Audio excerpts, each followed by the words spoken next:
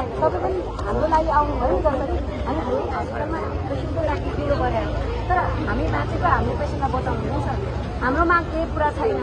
हामीले एक हप्ता अगाडिबाट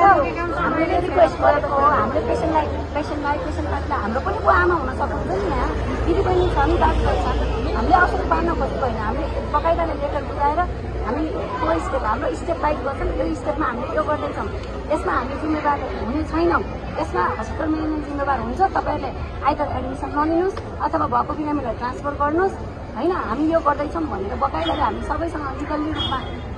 प्रोसेसले गएको हो सर त्यही भएर हजुर आउनुभयो त्यो हाम्रो शान्ति सुरक्षाको लागि आउनुभयो होला हामी रेस्पेक्ट गर्छौँ तर हामीले यहाँ आन्दोलनमा को बोल्न पाउँदैन भन्नुहोस् त आन्दोलनमा आफ्नो आवाज राख्न त पाउँछ नि त्यसलाई दमन गर्न मिल्दैन हामीले त्यो बुझेरै हामीले शान्तिपूर्ण गर्छौँ भनेर बसेको हो त्यसलाई हस्पिटल म्यानेजमेन्टले हामीलाई सप्रेस गर्न चाहिँ पाउँदैन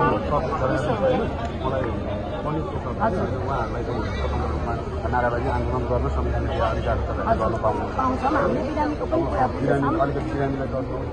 मेरो रिक्वेस्ट चाहिँ हाम्रो प्रशासनले यहाँ सक्नुहुन्छ थोरै अलिकति बिरामीको तलभन्दा रिसभन्दा थोरै बिरामी त सबै डिस्चार्ज भइसक्यो अब त बिरामी टचै हुँदैन त अब सबैजना डिस्चार्ज भयो सबै अब हस्पिटल बन्द हुन्छ हस्पिटलमा बिरामी नै हुँदैन हामीले बिरामी डिस्चार्ज गर भन्नु त डिस्चार्ज गर्नु पर्यो नि रिफर हुन्छ न हस्पिटल खाली भइसक्यो हामीलाई चल्नै पर्छ